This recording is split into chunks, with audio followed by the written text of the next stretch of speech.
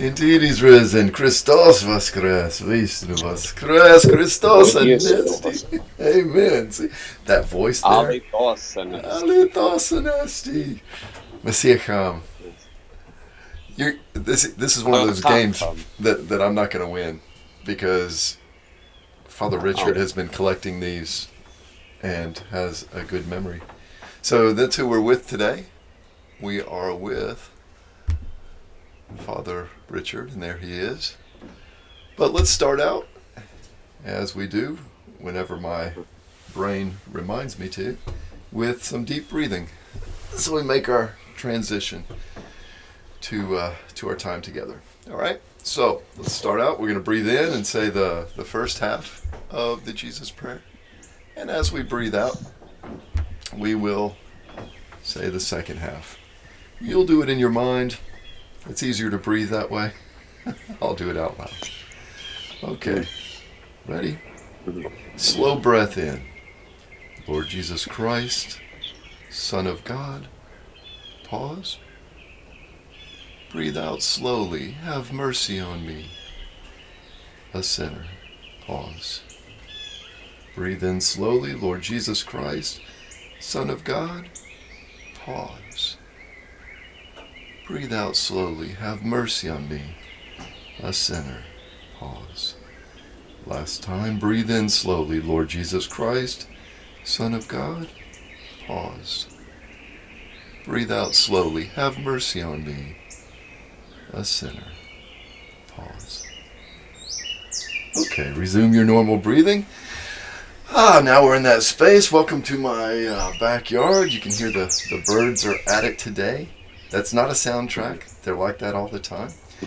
And and even inside, because we've got 4 birds inside. So it's awesome. All right. And let me bring up Father Richard. Today we're blessed to have with us today. Let's see where he's. Oh, I'm pressing the wrong button. There's Father Richard. And there we are together. We're blessed to have Father Richard Jendras. Father, Christ is risen. Indeed, he is risen. All right, where are you? Where should I say? Where am I? Yeah. I am in the lovely city of Bethlehem, Pennsylvania, in my home, sitting in my home library, office, somewhat of a junk room. So, awesome. Yeah, right in Bethlehem, beautiful historic town. I'm blessed to be in the historic section. Well, you've been here, you know. Yeah, you really are in a great section. It's fantastic where you are. Yeah, I am. It's a dream coming true for me. It is. The little town of Bethlehem, and they really play that up, by the way. So the neat features of Bethlehem, it was a steel town, right? So it's mentioned in Billy Joel's song, but the stacks are still there right down the road. Yeah, and Moravian College, just a college I think is right there downtown. Very historic, great walking town, right? And beautiful walking, and that's what I'm doing lately. That's what I'm doing lately is walking, because that's all there is to do now. Yes. That's all there is to do now. Yeah, in Bethlehem, one of the things that is really good to do there is walk and eat. Because Bethlehem has a fantastic, variation of really good little restaurants, right? So the best Chinese, all kinds of really good food. And right there where you are, it's fantastic for that. But not right now. No, although they are doing takeout and curbside. In fact, on Holy Thursday evening, I came home from church, and after the day of fasting, I was quite hungry and really was also a little bit tired and did not want to make something for myself. So I called the restaurant right across the street, and I got some great grilled tuna. Right up my alley. And when I picked it up outside on their little table, there was another little present inside the bag. Not only was there my dinner there, but there was a wrapped roll of toilet paper. So yeah, with every order now, you're getting a roll of toilet paper. I thought that was great. That's called marketing. It's called marketing. Showing the love. Awesome. So Oh, wow. Yeah, so for those who don't know, Bethlehem is right there, 78 eastern Pennsylvania, southeastern Pennsylvania, about, an hour north of Philly. You're maybe 10 miles from the New Jersey border. We'll talk about that some. And the Lehigh Valley has 3 cities, basically. So you've got Bethlehem in the middle, you've got Easton to the east, go figure, and then you've got Allentown holding down the west. Yeah, right. Which is where you serve. You serve in Allentown, right? Right. You're a successor. Yeah. Proud to be your successor there. God bless you. Yeah.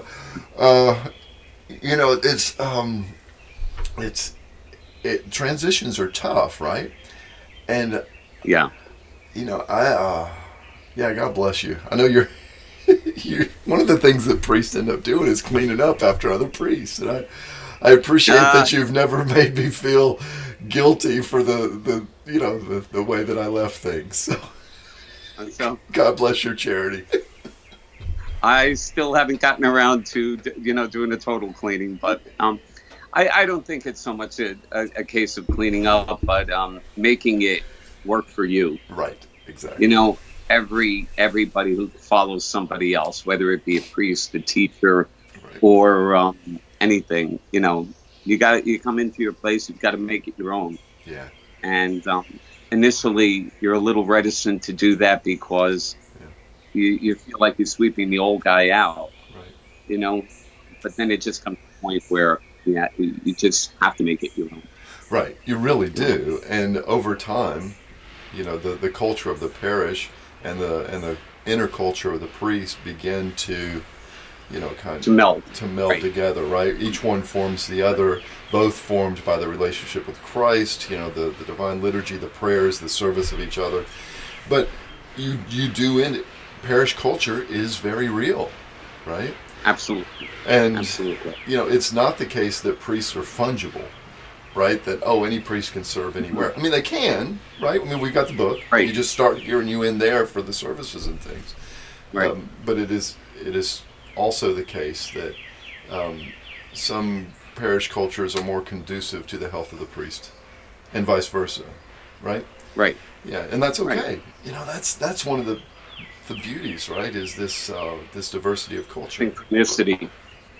Yeah, right. The synchronicity brought on by the Spirit. Yeah. Now you grew up, so I like to ask the people I bring on to tell us a little bit about yourself, right?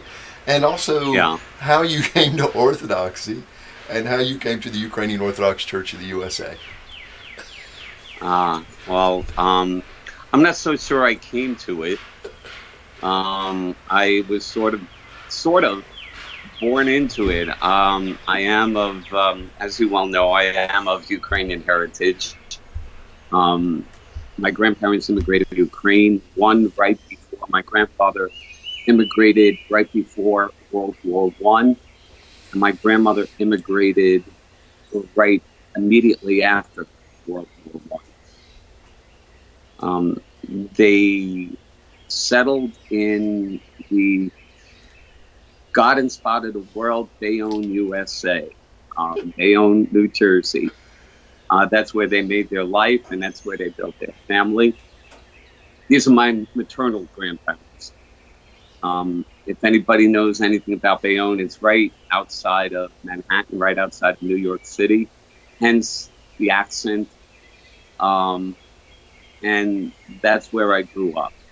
I lived with my grandparents in the house. We lived in a 2-family house. I'm probably skipping some of the details here, and if they don't make sense later on, we'll fill in the details. So like I said, hence right outside of New York, North Jersey, hence the accent and hence the attitude also.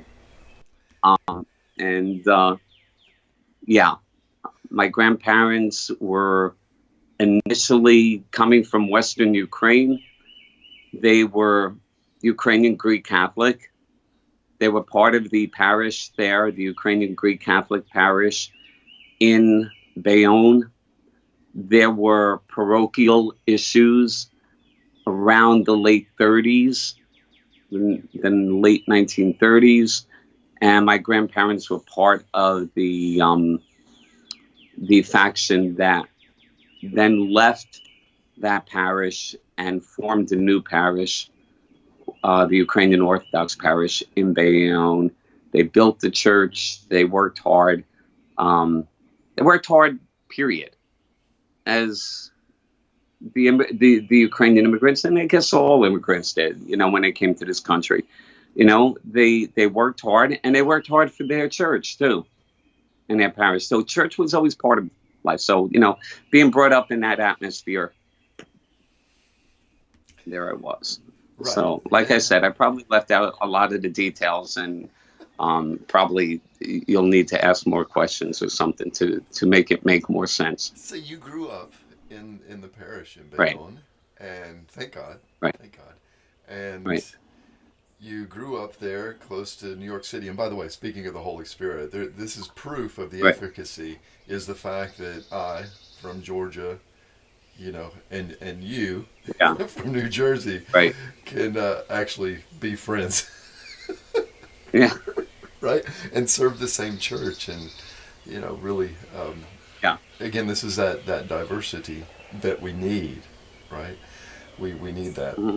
And even the accent, I guess we can put up with the accent. I mean, it's tough hearing English butchered that way.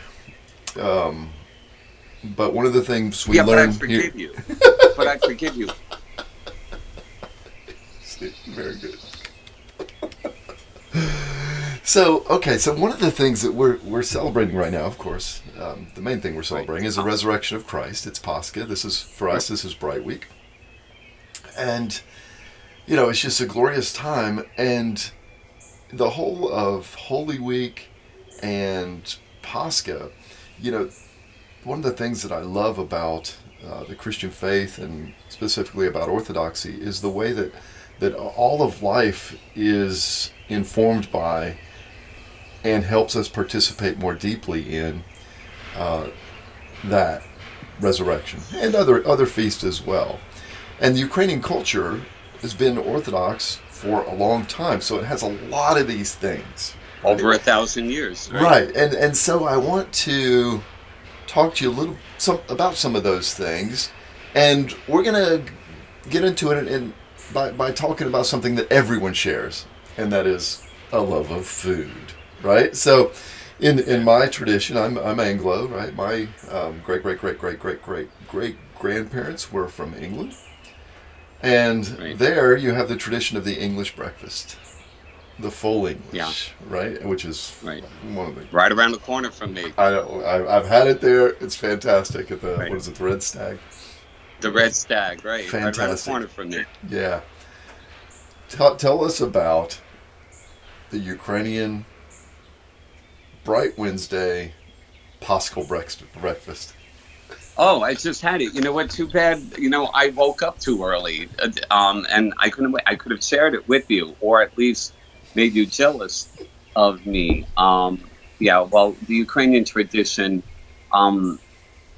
is to bring a basket to church at Pascha, on Pascha morning, or we've learned to do it on Saturday evening or Saturday afternoon, actually, to have the food blessed. And essentially, it's the food that we have been fasting from during the period of Great Lent, or at least should have been fasting from. But as St. John Chrysostom tells us, those who have fasted from the beginning are welcome. Those who have not fasted at all are welcome to the feast. So part of the basket is the bread, symbolizing the bread of life, Christ himself. So you have your very rich bread, and everybody has their own recipe, but it's richly decorated with dough ornamentations and things like that, and symbols of spring. And it's called Pascha. It's just called Pascha. The name of the feast is the name of the bread, Pascha. Christ is our Pascha. You would also have in the basket some kobasa, which the Polish or the it's become anglicized now, kibasi, a sausage, because sausage are in links, and those symbolize the links of sin and death that Christ broke. You would have a ham in your basket. Sometimes a smoked ham, sometimes like a pork loin or something like that. And that comes from the symbolization of the Paschal lamb. Ukraine being a country that really was never big on raising sheep or lambs, although you would find that in the Carpathian regions up in the mountains. The animal and the meat there raised, it's the pig, pork. And instead of the lamb, we use the pork to symbolize that which was forbidden in the Old Testament is now allowed in the New Testament. You'd have a piece of horseradish in your basket to symbolize the bitterness of Christ's suffering. Sometimes it's colored with some beets, and that would symbolize his blood shed for us, the redness. And you would have the blessed egg, which you have a hard-boiled egg, and that would be the first thing that you would eat at the table with your family. The head of the family would break it, and you would always have to be careful to break the fat side of the egg first, not the tip. Don't know why, you just wouldn't, because there's something that said that all the blessings and the fortune, if you break the small end, would run out. Okay, so just this little folklore. And the head of the family would pass that around with some horseradish, and then you could dig into the other things. And that would be breakfast. That would be breakfast. You're literally breaking the fast. To that, you have other things added with maybe some, we're Ukrainians. We can't eat kibasi without kapusta. All right, sauerkraut. And it's not just sauerkraut out of the can. You have to put some, fat back into it.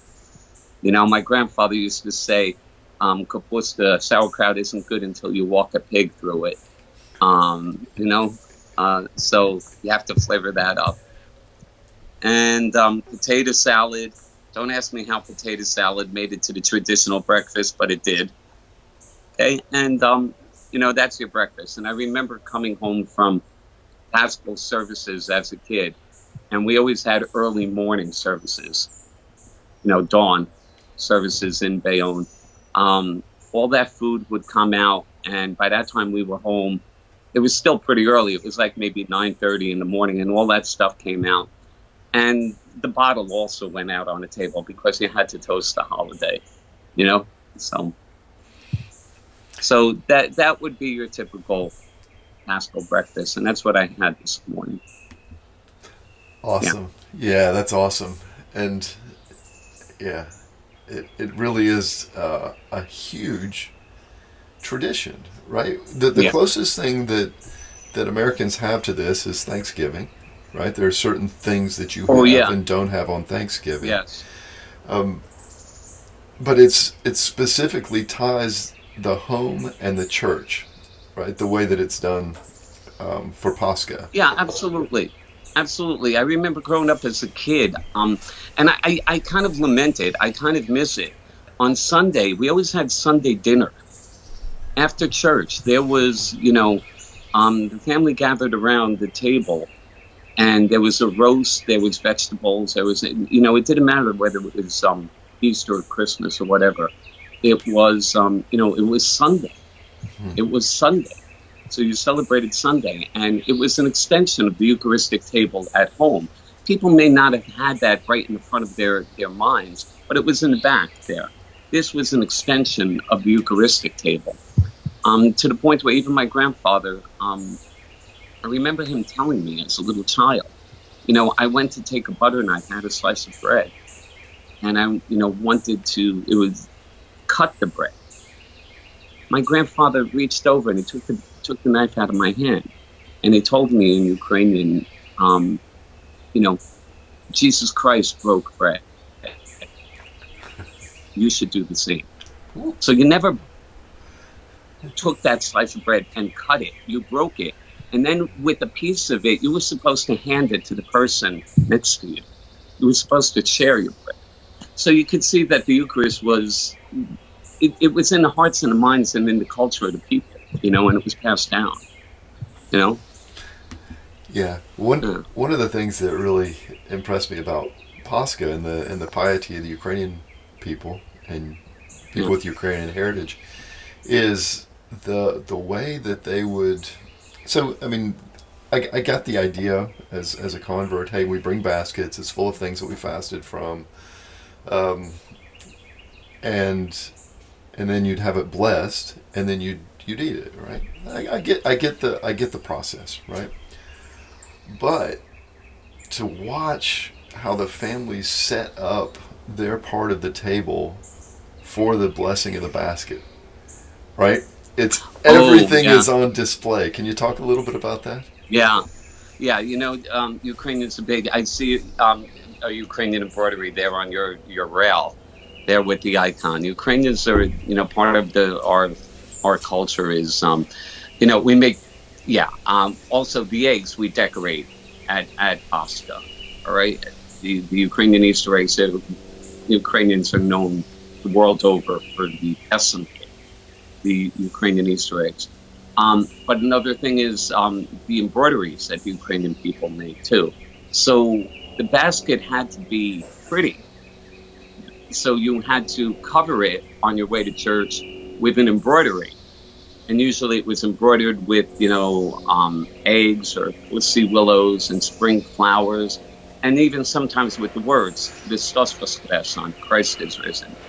And when the people brought their baskets to church, they would lay it all out on the table and display their embroidery, display their basket, their Pascha, their bread, and all the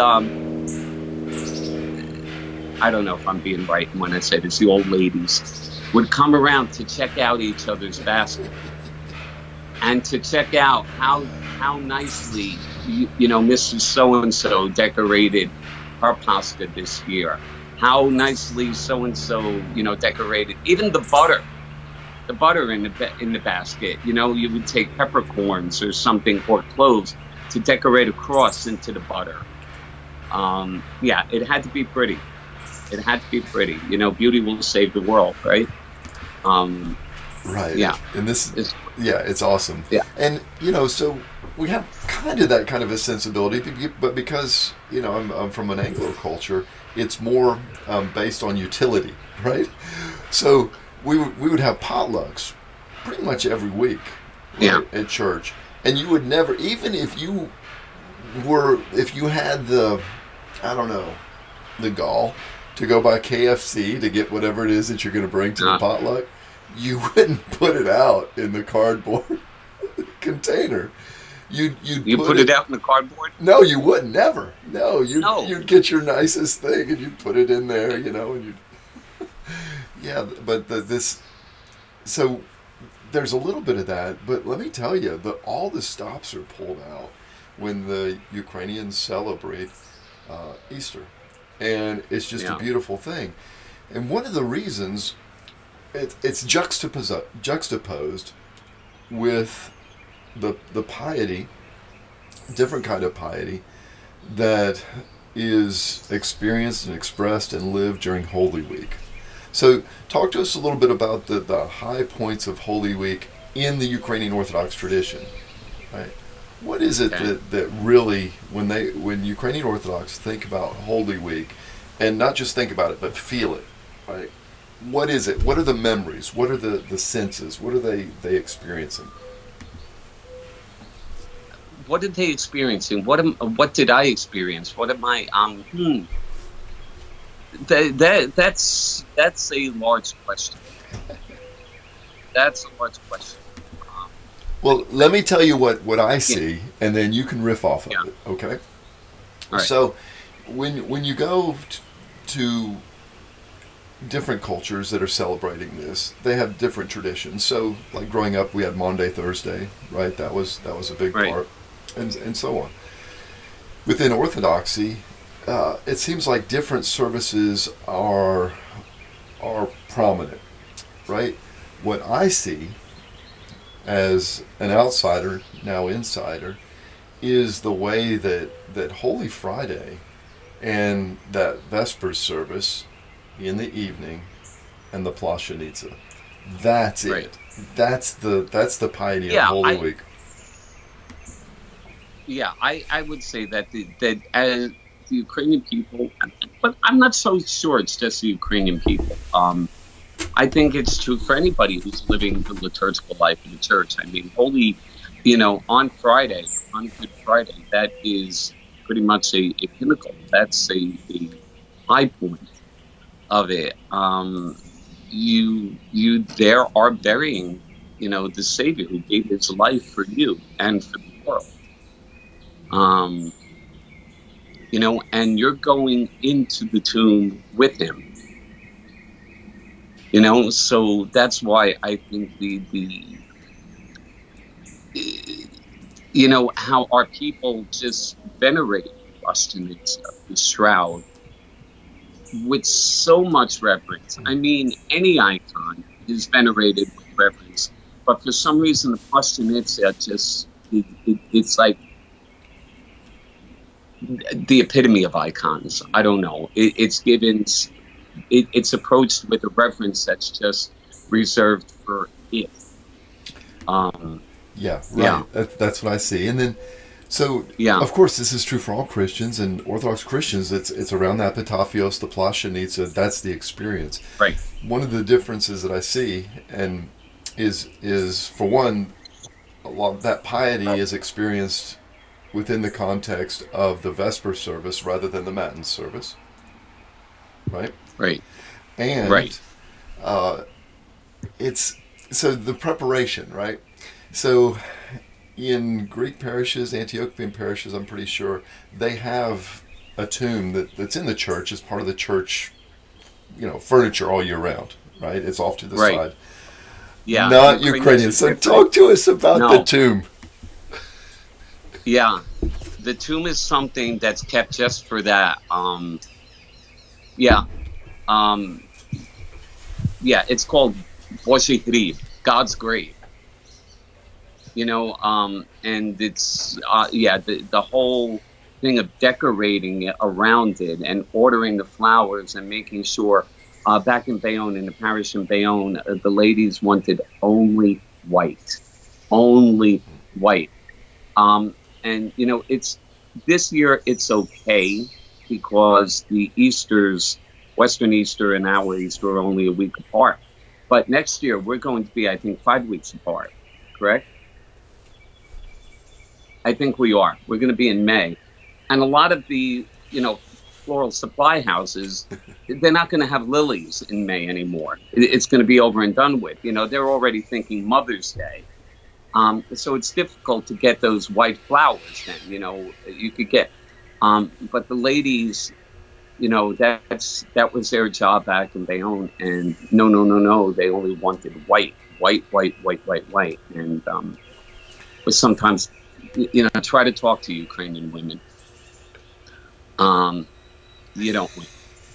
You don't win. And I'm probably going to be in trouble for that. But yeah. Okay, I'll So, live with it. and Yeah, here's another dynamic that's kind of fun.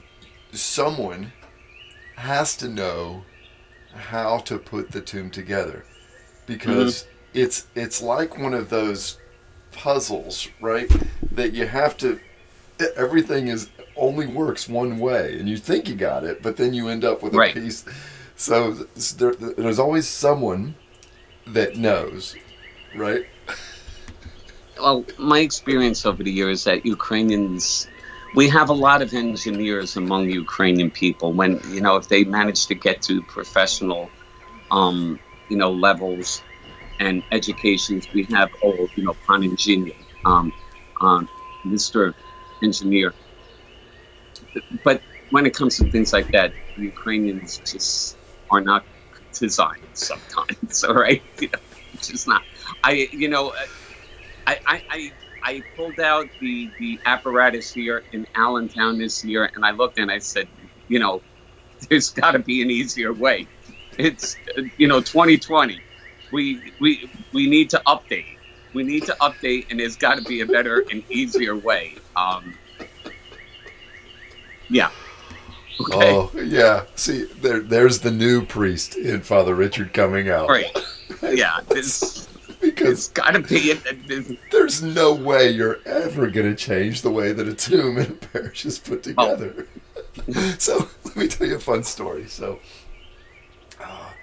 there was a parish that was having a hard time getting enough workers to make the pierogi, to make the pierogies, right? Right. And big problem, right? Because that's a big part of the parish culture. It's seen as being necessary, and it is certainly a huge support to the parish finances. It helps maintain the connection to Ukraine, right? It's very important. Some people disparage the pinching. We shouldn't. We should celebrate it and support it, right?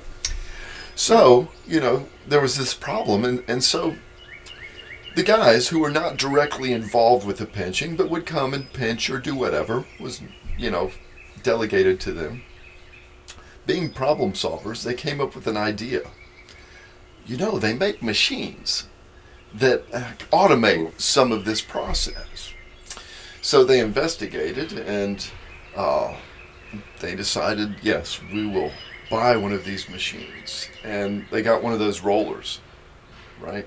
And these rollers, if people haven't seen them, they're fantastic. You set it to how thin you want the dough to come out, and you do it, and then you can, just use your biscuit cutters or whatever. Circles, right. Right.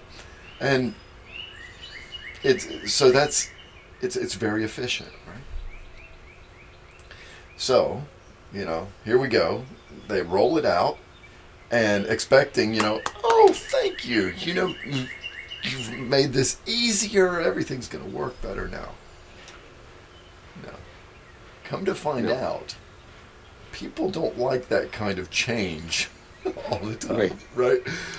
So the people who had been rollers for all their life, the ones who take the dough and roll it to exactly the right size, had now been put out of a job.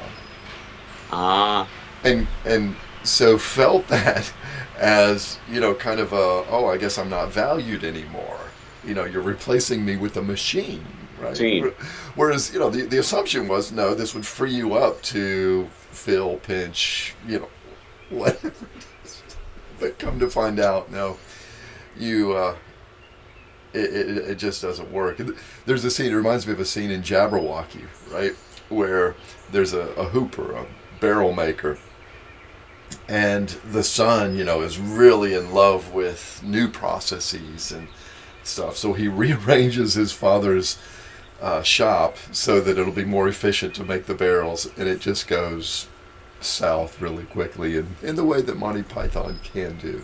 Yeah. So, but yeah, so this idea that, oh wow, we could read. No, Ukrainians don't go along with change very easily. They're resistant to change.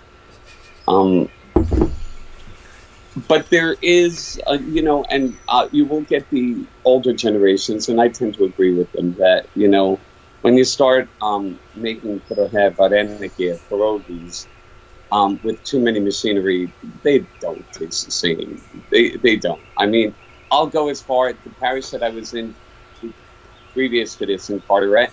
They had the machine to roll out the dough. But when you start pinching and things, I think you need to do that by hand, because you can wind up with, like a border, a lip that is just too thick and too too large, and yeah. Well, and pinching, I mean, this is where the stories get told, right? Is everybody sitting around pinching? It's a social event. It's a social event for the people there making it. It's a reason for them to gather at the church. It's a reason for them, to talk, to socialize, maybe to do a little bit of innocent gossiping. That's harmless to anybody. And a lot of decisions get made for the church around that, pierogi pinching table. Before you know it, it's like, well, how much did we make on the sale last time around? And, oh, we did that well. Well, you know what? The church needs a new something or other. So let's use that money towards that. Or, or the furnace is going in the church. So we need to, put that towards that, So a lot of decisions get made around that. So, yeah. So I think it's a great thing. It really is, yeah. If there wasn't already pierogi pinching, it would need to be started, right? So yeah, because it fulfills this really important function of getting people together, serving the church, and it's something that I have heard people, pious people, who come in and they see, oh, people love the pinching more than they love the church services. That's crazy talk. It's crazy talk, right? Oh, no. No, they're doing this out of love of church, love of God. It's an offering. And if you make a division of it, what kind of crazy talk is that? You don't bring division into that. Someone gives an offering and you say, oh, well, that's great, but you should have been at Vespers, right? You're like, what? Stop it. Just stop it. Take the gift. Value the gift and the spirit. You take the gift, and I would probably address it in such a way as like, thank you for being here. You really did help the church a lot. And I'd like to see you at Vespers too, or I'd like to see you at liturgy too. But yeah, don't turn them away. Right. Yeah. It's and also pierogi pinching and basket blessings and things like this. They keep people who are on the fringes of the church connected. Absolutely. And as long as someone is connected, you've got a way to bring them in. You have a chance of pulling those fringes in and sewing up the edge. It's amazing. I mean, they're in Allentown. I met people I only saw them at basket blessing time. That's it. Right. And on one. In one way, that's sad, right? If I'm, you brought your kids to this so they could experience a tradition. We had a pretty nice service just a little bit ago that they might have enjoyed as well. No, it's not the time. This is how I pastor. It's not the time for that. It's the time of joy, sharing the joy of Pascha. That plants a seed, right? Right. So, anyways, these opportunities are huge, and the Greeks know this. They have festivals, right? People come for the food, but I have met so many converts that their story starts. Part of their story is, I went to a festival, I saw the church, I met the priest. Or it's we have to be out there. Like you said, it's the beginning of the story, right? Right. And and wow. So this was your first Holy Week. Your first Pascha as a priest. You've done it as a deacon, right? Which is glorious. Right. It's always tough. The first doing anything as a priest. Because even though you've been through that service, however old you are times, right, it doesn't matter. You've never been responsible for it. Right? Right. And so you just even just the choreography, you're like, where am I supposed to stand? Right? Yeah. And, so marking up the books, believe it or not, all that doesn't necessarily take place at seminary. And even if it does, there are local variations that the priest needs to cotton to, right? So, God bless you. In a way, and I was thinking about this, poor Father Richard, he had to go, and I'm like, well, no, wait a second. He got to make his mistakes when no one was watching. And then I'm like, oh, wait a second, YouTube is forever. Yeah.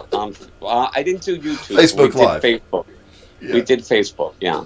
But it was that's still up there. That's still up there on the parish Facebook page, and it will be for quite some time, because even my ordination from back in last July is still up there. So I guess it will be up there forever. The mistakes that I made, I made the mistakes. I hope not to make them again. I probably will make some of them again, and I probably will make some more mistakes again. But I do like to say that if it's done from the heart, and if it's done with the right intention, by the time it makes its way up there, the Holy Spirit puts it all back together and fills in the holes, like the Holy Spirit is filling in the holes with me. You know? Yeah, God forgives. God forgives. God forgives, and is patient when the kleros doesn't quite have it going. Is Right. forgiving when the priest is a little slow, the deacon is not in the right place or whatever. So this is I don't want to go too deep on this, because but this was hard, right? This was really hard. It was hard. And it was hard. Priests love two things, a lot of things, the food, but two things, serving God as a priest, and serving people as a priest. And the Holy Week and the Paschal experience is the culmination of that, right? You've heard everyone's confession.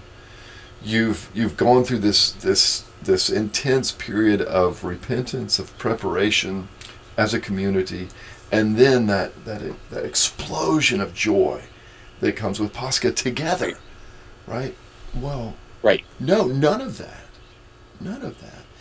And so, and we feel it, and we also feel the pain of our laity whom we love, the people that we serve.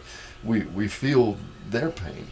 And one of the things that I'm really so just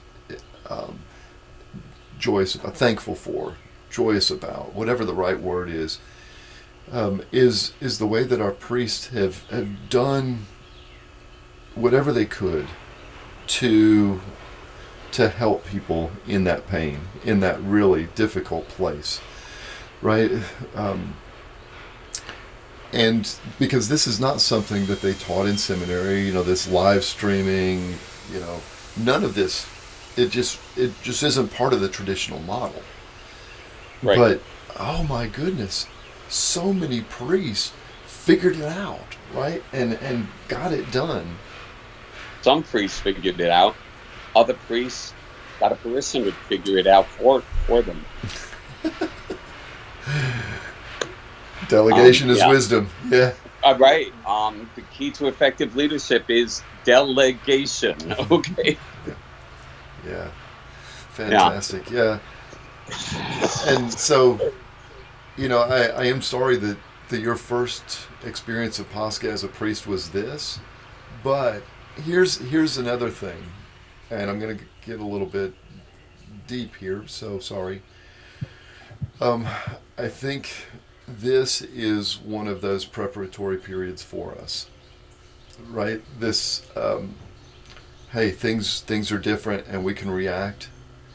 God's grace is available to us despite the circumstances, because what I see is we are going to have to be adaptable in how we evangelize and how we minister to people.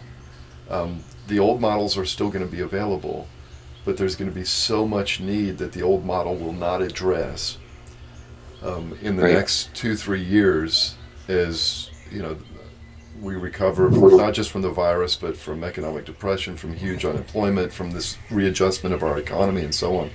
These are the people become, they suffer in such circumstances, and it's the job of the church to show people joy in the midst of suffering, transformation in the midst of pain, all this kind of stuff.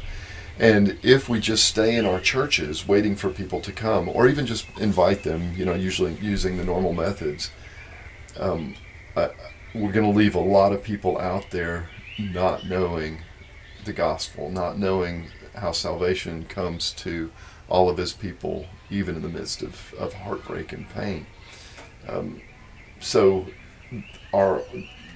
what brings me joy and hope, grounded in observations, is the way that the churches have responded to this in a lot of different ways. And what that tells me is, as the needs increase in our community, we still have that evangelical entrepreneurial impulse to go out where people are and to comfort them, to help them, and to bring them into Christ, right? So God bless you.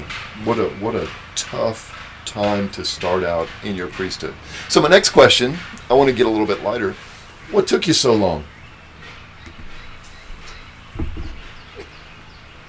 What took me, you know what, I'm going to ask this question, but I know exactly where you're going. I know exactly where you're going with this.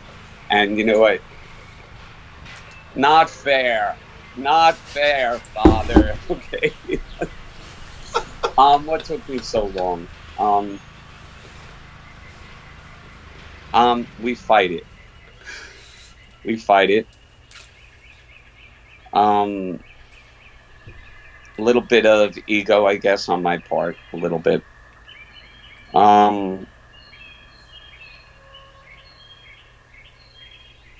When, like,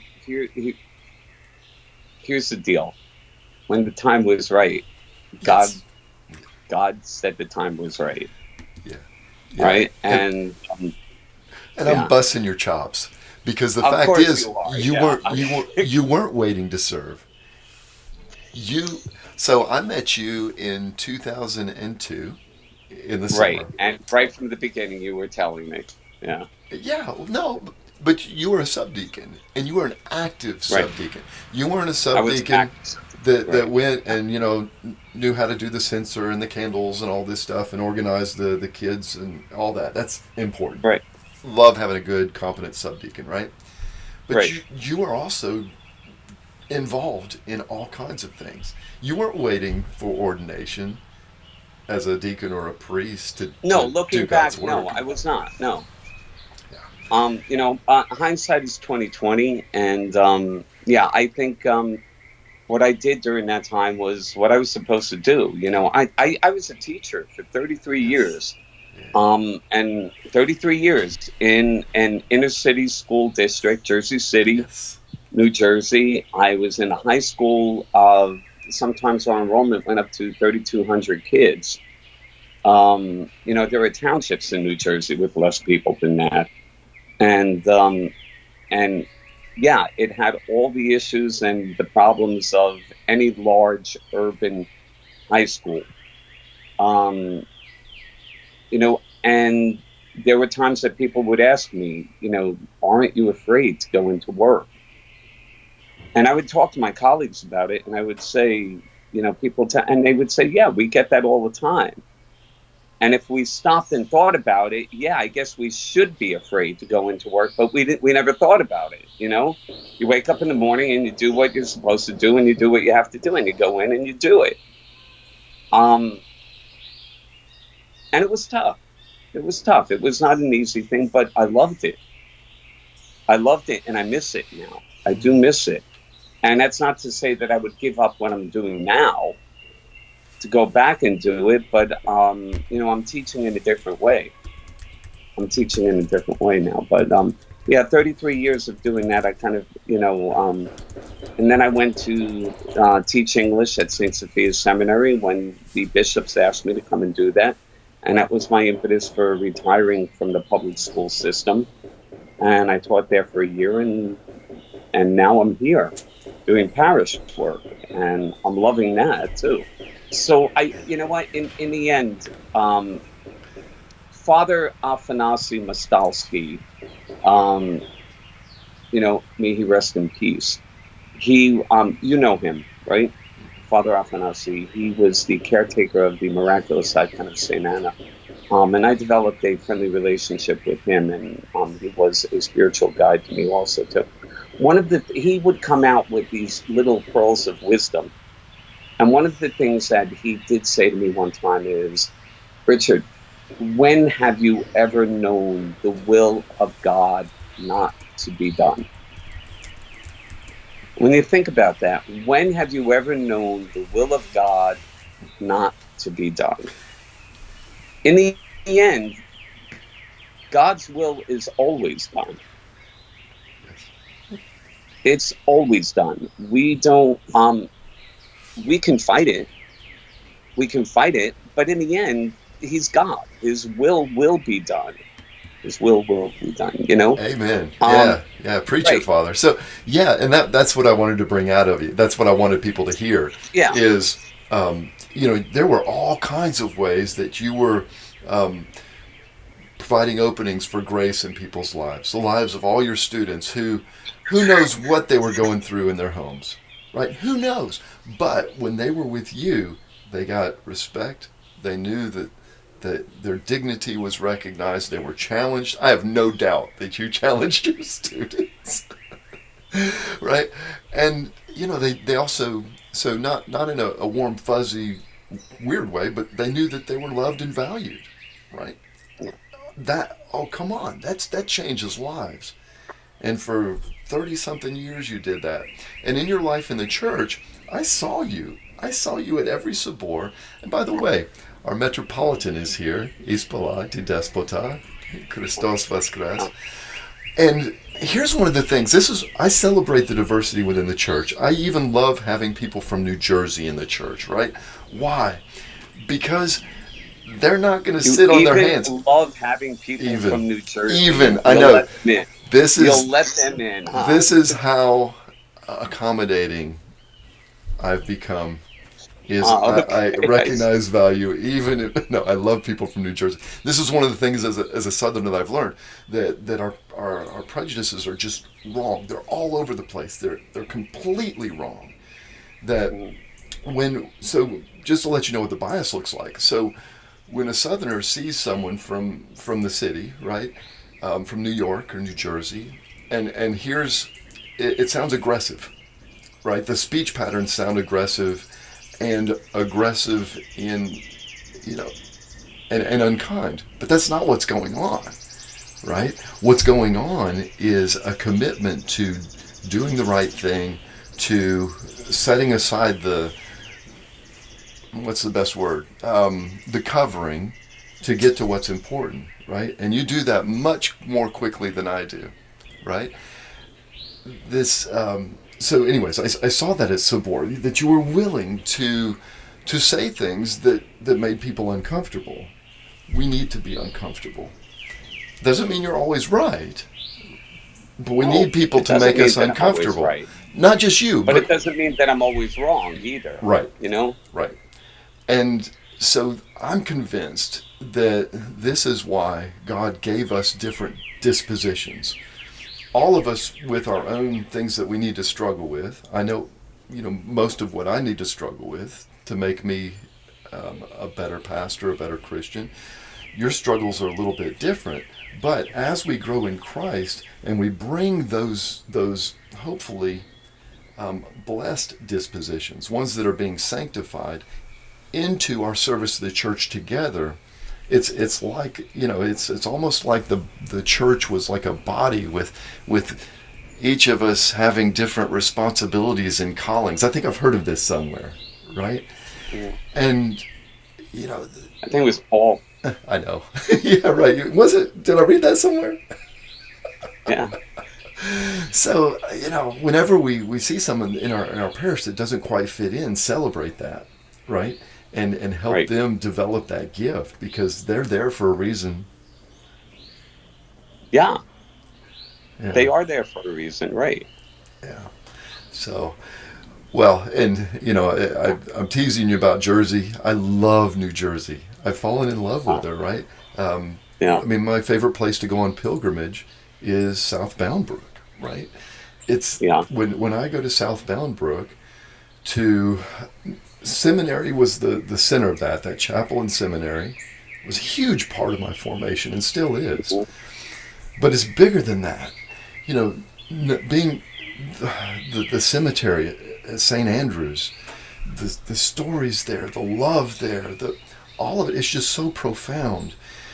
And the sacrifices that were made to build that memorial church, and the thing to which it's dedicated, you know, the victims of the Holodomor, of the artificial famine, communist oppression. I mean, it's just, it's beautiful. And you know, even as you've moved further east from the city, I get more nervous because I am what I am. But man, it's so beautiful. I was talking with Deacon Adrian yesterday, you know, and he lives right there in New York City, right. And in Manhattan, right? He's in downtown Manhattan, right? Yeah, so beautiful, so beautiful, and not beautiful despite New Jersey, despite New York City, right? Just imagine how good y'all would be if you were from Georgia. No, actually, because y'all are formed in Christian homes, a Christian culture. You've devoted yourself to Christ. You know, it's beautiful. It's transformative. So I don't want people to mishear me, and certainly I know Georgia has its problems. You know, maybe y'all might be thinking, "Oh, you're Christian despite the fact you're from Georgia." Well, maybe we know a different Georgia, right? So, Father Richard, Yes. I want to bring you on again because I want to talk about seminary formation and things like that with you, because you're getting a sense of the skill set that you really need to flourish as a priest, and having, you know, just been through a formation, you know how well that did or didn't prepare you for those things. So I want to plant that seed on you. I want you to be thinking about that, about, you know, the formation process and how what we do matches the needs of our pastors. But what I'd like for us to close on is for you to share some thoughts as a priest of, you know, this community of Pokrova in Allentown, as a man who grew up in our church, who was formed by it, and who loves it, and the Christ who's celebrated and worshipped there. What do you see for us over the next 5 years? You're asking for the parish, you're asking for the church, for our jurisdiction, no, I mean, you do know the church in general because you've always been to Sabor and you're very active in the national level. But no, I'm really speaking more about, you know, our parishes and your experiences. You know, you're very familiar with lots of. I'm familiar with them. You know, quite a few of our parishes. Pokrova Parish in Allentown. I'm very proud and humbled. You know what? Let me reverse that. I'm very humbled and proud to be the priest there serving the parish of St. Mary's Pokrova in Allentown. It's one of our stronger parishes within our jurisdiction. And that's what's very humbling to me. I'm humbled by the people of it. It's a good group of people. It is a good group of people that, you know, generally really do work together and get along with each other. I really have had very little experience with animosity or backbiting or anything that could come with almost any group when you're getting together, whether it be church or otherwise. You know, I really have not experienced it. There is a genuine sense of caring and love for one another there in Paris. So that, you know, when I think about that, when I pray, I thank God for that. I thank God for that. So as far as our other parishes go, right now, a big question for me is how many of our parishes are going to survive this crisis we're going through right now, coronavirus. I know there are many parishes hanging by a thread financially and otherwise? Is this going to be, um, the thing that will, do them in? And that has ramifications for our whole church here in the United States, because, the old saying goes, you're only as strong as your weakest link. So whichever parish out there is our weakest link, that's only as strong as our entire jurisdiction is. So I worry about this right now. I don't know, and I don't think any of us knows what awaits us yet. Yeah, so And we do know, yeah. and here's what you're speaking towards is economic hardship, right? Because Right. when in the coming unemployment and so on, that's going to have an effect. But here's the thing. So, we serve a Lord that is real and who is Right. active in our lives. And we know, just looking back, your grandparents, you told the story of them. That's what our parishes were built on. They were built on people who, even in the midst of the Depression, built these Yeah. beautiful churches, right? And it's not like they came with bags of gold or something like that. No. These were new immigrants that were just working so hard just to feed their own families and so on. And yet all this good work for the glory of God was accomplished. That's what we're going to have. That's what we're going to have for this next generation. This will be the generation that the grandkids speak of. You won't believe, this church, it was on the verge of bankruptcy, and yet in the midst of this time, the gospel was preached, and we brought in all these people who did not know Christ. They were brought in, and look at the community now, right? That's a great message of hope. I being from Jersey, sometimes I am slightly pessimistic. I think, but I'm hanging on to that hope as you're painting it right now. I'm hanging on to it. I worry about the new generations that are coming up, the millennials, the 20-somethings. And, I was speaking just about a year ago with Father Harry Linsendigler. And, we were talking about the new generation and millennials. And he told me that, statistics are basically like something like 60% of that age group actually do not believe there is a God. Yep. Yeah. Yeah. So there you go. So the harvest is waiting, right? And so when I was speaking of, my hope is grounded on data. What I've seen over the last 2 months is I've seen an episcopacy and I've seen priests that look to what the changing needs are and move to bring Christ to address those needs. That's what we need. And and this what's so awesome is the church calls the people that are needed to address the needs of the time. We have brought over some amazing priests from Ukraine. And I tell you, those men teach us how to be entrepreneurs, how to be evangelists.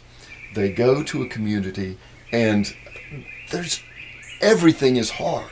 It's hard to get property. It's hard to get permits. It's hard to do all this stuff. And yet the communities thrive. That's what we need. We need this spirit. Being a priest can no longer be a job like another one. It could be for a couple of generations. In times of peace and ease, you can graduate college, go to seminary, you can take the profession and so on. That's not what it's going to be for most of us for the next generation. It's going to be us out there evangelizing. And we are a culture, an American culture, Ukrainian culture, Greek culture, all these things. We know how to thrive and spread the message of the gospel in times of adversity. That's what I see happening. That's what's going to happen. So, that doesn't, it may not come in that energy those changes may not come in time to save every mortgage, right? But Right. even if a church building closes, that brings with it new opportunities. I saw that as a priest in Woonsocket when we had that tragic fire, The fire. right? Yeah. We didn't just build it so that it would be like a before. We said, look, this is an opportunity for us to do something for the needs of the community as it is now and as we expect it to be in the next generation. And let me tell you, that community, we were speaking earlier about change. What change? How do you change a light bulb? Change. What change, right? No. Right. When you say, look, we're evangelists, everybody got on board. Yes, how can we use this as an opportunity for evangelism? Right?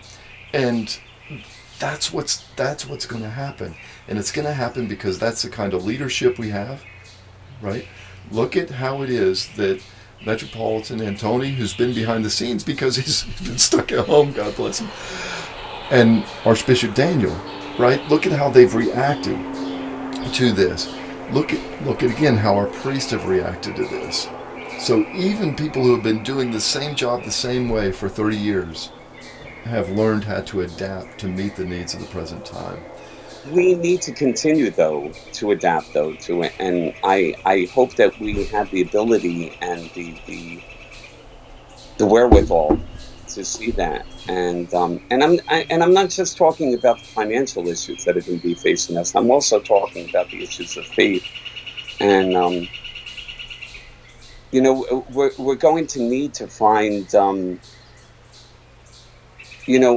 ways of adapting the ways we worship sometimes and carry out our ways of worship, our manners of worship sometimes. And that's, if the Metropolitan is still listening, he might be shaking when I'm saying that. And I don't mean for him to start shaking. I'm not advocating or suggesting anything crazy, but I do think we are going to need to address them because people are going to need it. Yeah, people are incredibly risk averse right now, and pastorally, that's something that we have to We're going to need to address it in a pastoral manner. Yeah, and we will, So we got to save something for a future show. We've used up our hour, right? Okay. So I really appreciate your time. I appreciate it was fun talking to you. It's fun seeing you, my friend. And I just got to give a plug to our predecessors there in Allentown. They're the ones who really created that community, and why it is such a positive place is it couldn't have happened without the priests that preceded us. Oh, absolutely. Yeah, and absolutely, those are heroes. Those are the the saints that came before us. Yeah. So, Father Richard, thanks again for your time and for all that you're doing in service of the church and of those awesome people there at Pokrova. I'm trying. Yeah, I look forward to coming back up and visiting so we can go and get a good English breakfast there across the street. Absolutely. Yeah. Absolutely. And y'all, until next time, Godspeed. See, Father says y'all. I say use. Okay? Use all. Have a good time. And bless your heart for it. Okay. All right. Thank you.